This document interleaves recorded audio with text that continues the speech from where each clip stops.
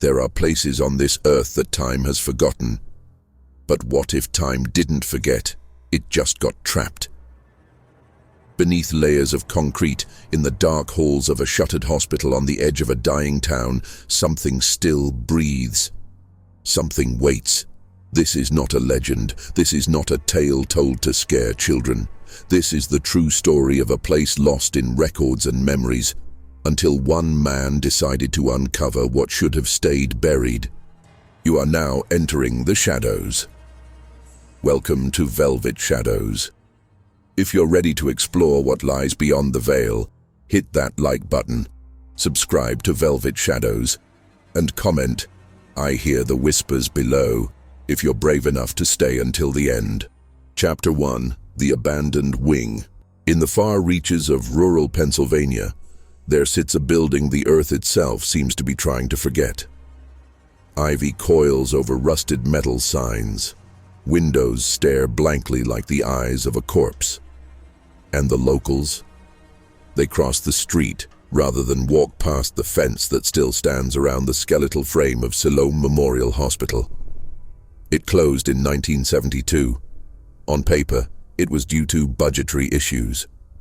But behind whispers and sealed files, the story was far darker.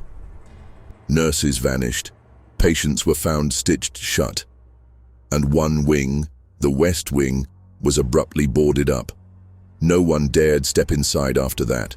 For nearly 50 years the place rotted, swallowed by nature, forgotten by history. That is, until Thomas Avery came back. He wasn't a thrill-seeker. He wasn't chasing ghosts for internet fame. No. Thomas had a reason, a deeply personal one. His grandfather, Joseph Avery, had worked there as a janitor in the late 60s, a quiet, kind man who clocked in one ordinary night and was never seen again. No body, no witnesses, no funeral, just a staff photo and one torn patient form, marked in red, Room B13, do not enter. That document, locked in an old family chest, haunted Thomas since childhood. And in 2019, after years of searching for answers, he strapped on a GoPro, grabbed a flashlight, and crossed the rusted gate into the shadows. He live-streamed his journey for documentation. But the stream, just like him, never made it out. What we have is the recovered footage found months later on a damaged SD card buried in the mud near the hospital grounds. The first 30 minutes show him walking through collapsed hallways, dust rising like spirits in the flashlight beam. Debris. Silence. Mold-eaten gurneys lining the corridors like forgotten corpses. Then he finds it. The door to the West Wing. Spray-painted in red above it. Condemned, do not open. But Thomas pushes through. The moment he steps across the threshold, the audio glitches. The static becomes louder.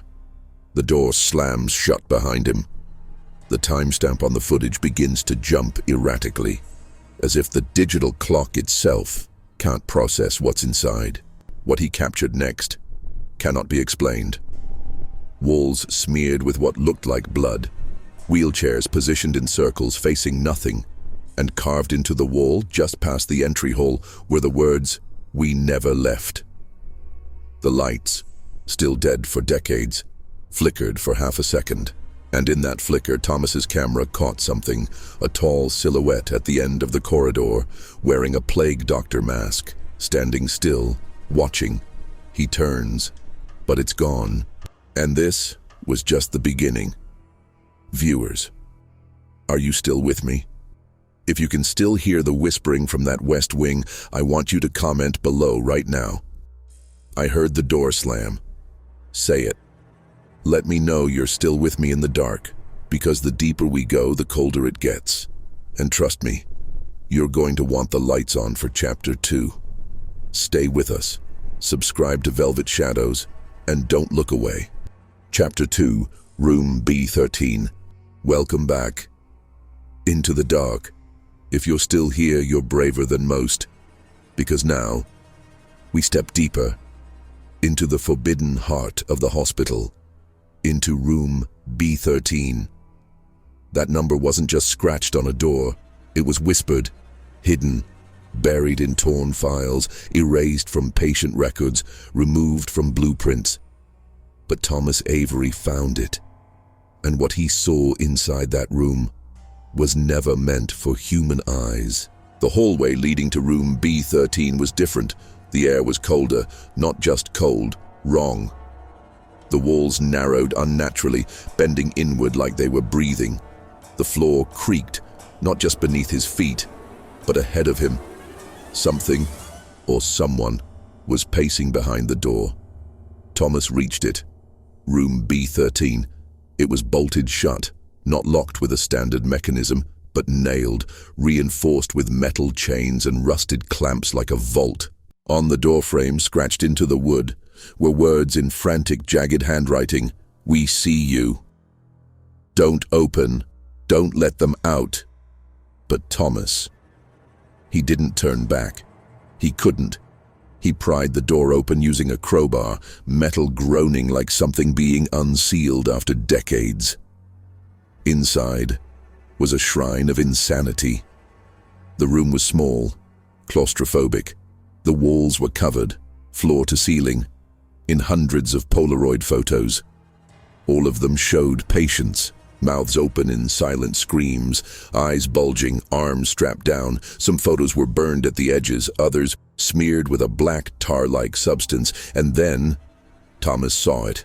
One photo, centered, framed in rusted nails. His grandfather, Joseph Avery. Eyes rolled back, pale, skin bruised, but he was standing beside a tall, ominous figure, cloaked in black, wearing a plague doctor mask. A gloved hand rested gently on his shoulder. That wasn't the worst part. The timestamp on the photo was from 1969. But in the reflection of a broken cabinet mirror in the room, that same figure, with the mask, was standing behind Thomas. And that's when it began. The lights flickered once, then again, and then a voice. Not loud, not angry, a whisper, just inches from his ear. "You brought him back. You opened the door.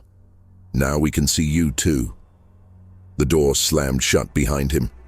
The temperature plummeted, his flashlight died, and the Polaroids began falling from the walls. 1, 2, then dozens, each one hitting the floor like a final breath. Thomas panicked. His camera glitched, but the mic still worked, and it caught something truly horrifying. Not a growl, not a moan. Laughter. A childlike giggle coming from inside the walls. Then, another whisper. "We remember your blood. We never let him leave. And now, you stay too." My friends, if you're hearing this, you're already part of the story now. If you felt the cold when Thomas opened that door, I want you to comment below. I opened the door too. Because once you've seen room B13, it remembers you. Hit like if your lights just flickered. Subscribe to Velvet Shadows, because Chapter 3 takes us somewhere no one ever should go. The morgue beneath. Stay close, stay quiet. And whatever you do, don't answer if it knocks. Chapter 3, The Basement Morgue. They say if you look long enough into the dark, eventually, the dark starts looking back. When Thomas Avery opened the door to room B13, he didn't just find a piece of the past. He broke the seal on something ancient, something alive. And as the whispers grew louder, the hospital began to change. After escaping the room, or so he thought, Thomas stumbled back into the hallway. But nothing was the same. The corridors twisted like vines. Doors he'd walked through minutes before were gone. No windows, no moonlight. Just flickering red emergency lights pulsing like a heartbeat. And then he found the staircase. Not the one he came in through. A different one. Leading down. Way down. The concrete steps descended into silence. Every footstep echoed like a memory. The deeper he went, the colder it got. His breath fogged. His fingers trembled. Until finally he reached a sealed metal door. The handle was warm, like someone had just used it. and against all logic, he opened it. The morgue was silent. Not just quiet, oppressively silent, like sound itself was forbidden to exist here. Rows of metal drawers lined the walls, most of them sealed shut. The overhead lights flickered to life, but only just, and on the far end of the room, one drawer was half open, slowly, deliberately, as if it had been waiting. Thomas approached. Inside the drawer was a folder, wrapped in yellowed gauze and sealed with a wax insignia, an ancient medical symbol etched with unfamiliar symbols. He opened it. Subject: Joseph Avery. Procedure date: October 31st, 1969. Purpose: interdimensional soul severance, successful. In red ink across the bottom: consciousness displaced, host remains responsive. That wasn't a file, it was a confession. They had done something unnatural to his grandfather, something that left his body breathing, but his soul trapped somewhere between this world and the next. Thomas stumbled back in horror, and that's when the drawers began to slide open. 1, 2, then a dozen. Not by hands, not by force, but as if the room was waking up. From inside came voices, not moans, not screams, whispers, hundreds of whispers, all saying his name. Thomas, you shouldn't be here. He's waiting. His flashlight died. He ran, blindly, crashing into gurneys, into cold tile walls, deeper and deeper into the maze beneath the hospital, until he collapsed into a room with no lights, no air. And there, in the dark, he saw it, a figure, tall, pale, wearing the plague doctor mask, no sound, just one motion. The thing raised its hand and pointed to him, and behind it, dozens of eyes opened in the shadows. Not patients, not doctors, remnants, souls, trapped. Then one whisper, directly into the mic: "Your blood knows the way." If you're hearing this now, it knows you too. Velvet Shadows viewers, if your room just got colder, if your breath caught for a second, I want you to comment below. I saw the drawer open, because once the morgue breathes your name, you're already part of it. And don't forget to like, subscribe, and hit the bell icon, because in Chapter 4, the hospital reveals its true form. And some corridors lead straight into hell. Chapter 4, the Red Corridor. Some say hell is below us. Others say it's built right here, not with fire, not with demons, but with bricks, beds, and surgical steel. Welcome to the Red Corridor. Thomas Avery should have turned back after what he saw in the morgue, after hearing his grandfather's name whispered from the mouths of the dead. Any sane man would have run. But Thomas wasn't chasing safety. He was chasing truth, and what he found in that lower level was not a hallway. It was a descent into the core of the hospital's madness. The hallway was long, endless, lit only by red emergency lights that pulsed in and out, like the place itself was breathing. No windows, no doors, just blood-red walls, scorched from inside like something had tried to claw its way out. With each step, Thomas heard it louder.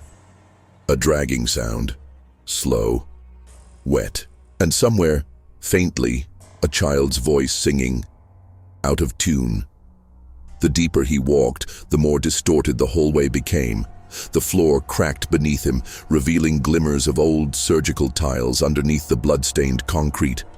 And then, the curtains began to move. On either side of the corridor were old patient stations, each sealed off by a tattered surgical curtain. Thomas reached out, trembling, and pulled one aside.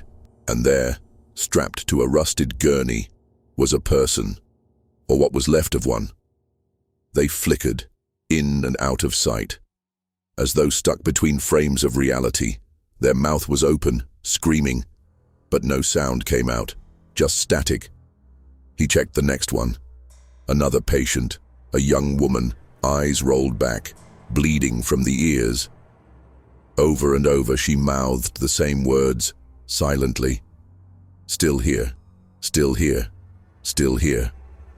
Curtain after curtain, dozens of patients, flickering, trapped, screaming into silence, their bodies still tied to rusting gurneys, their souls stuck in a loop. And then, Thomas looked into a broken mirror on the far wall. In that cracked reflection, he didn't see himself. He saw Joseph Avery, his grandfather, hollow eyes, lips sewn shut, arms reaching out, trying to warn him. Behind him, a silhouette, the plague doctor, watching. Thomas turned, but no one was there. Just the silence. The heavy, pressing, paralyzing silence. That's when he noticed it. At the end of the corridor, a black door. Something began knocking from the other side, not asking to come in, asking to come out. On the wall beside the door was a phrase carved deep into plaster with fingernails. Don't go forward, don't go back, just wake up. But Thomas couldn't wake up. This wasn't a dream, it was something worse. The red lights began to strobe, and in each flicker, the hallway changed. The gurneys were now empty. The curtains were blowing inward, like something was inhaling. And at the end of the hall, the door opened. On its own, Thomas stepped forward, and the camera feed went completely black. If you heard the knocking, if you felt it behind your screen, I want you to comment below right now. I saw them flicker. Because once you've walked the red corridor, the walls remember your face. Don't forget to like this video, subscribe to Velvet Shadows, and hit the bell icon. Because Chapter 5 is where everything comes undone. The rituals, the bloodline, the final room, the whispers beneath. And trust me, you won't leave the same. Chapter 5, The Whispers Beneath. This is it. The final breath of a story that never wanted to be told. You followed Thomas Avery through a decaying hospital, into the sealed room of his missing grandfather, down into a morgue of trapped souls, and through a red corridor where reality cracked. But none of that, none of it, could prepare you for what waited beneath. When the black door opened at the end of the corridor, Thomas didn't hesitate. Not anymore. He stepped through, into the ritual chamber. What he captured on that final stretch of GoPro footage should not exist, and yet, it does. The chamber was circular, the floor, carved stone soaked with what appeared to be dried blood, forming a massive sigil. In the center, an altar made of twisted rebar and bone, and surrounding it, 12 figures in plague doctor masks, their robes stitched from hospital gowns, their gloved hands holding ancient medical tools, rusted and twitching with something almost alive. One stepped forward and spoke in a voice not meant for ears. He returns to complete the cycle. The blood has found the chamber again. Your grandfather opened the gate. You are the key to close it. Thomas tried to scream, but something had changed. His voice wasn't his anymore. They called it Procedure X, a forbidden ritual carried out in secret during the 1960s by a sect of rogue physicians hiding behind the hospital's name. The goal?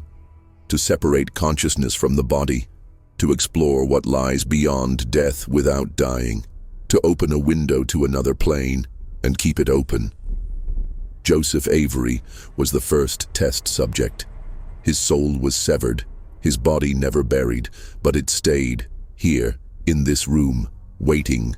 As the masked figures chanted, Thomas began to levitate above the altar, his spine arched backward, his eyes rolled into white, and from his chest a mist began to rise, his consciousness being pulled from him. But then, the footage goes static, and when it clears, he's gone. The altar, empty. The chamber, abandoned. Only the camera remains. And behind it, a soft whisper. We are out. And here's the part that chills even the skeptics. 3 days after his disappearance, Thomas Avery was found, barefoot, silent and trembling, in the middle of Black Hollow Forest, 9 miles from the hospital ruins. No memory, no voice, just surgical scars across his spine, and his tongue re-stitched with medical thread. The only words he ever wrote again: "Don't go to Siloam, they're whispering through me now." This isn't just a story, this is a warning. If you watched this far, you heard it, you felt it. So I need you to comment right now. The whispers are with me. That way, we'll know who made it to the end, and maybe, just maybe, they'll leave you alone. Before you go, remember, like this video if your room went cold. Subscribe to Velvet Shadows if you're brave enough to come back. Ring the bell, because next time, we're opening the files they tried to burn. You've survived this story, but some doors stay open.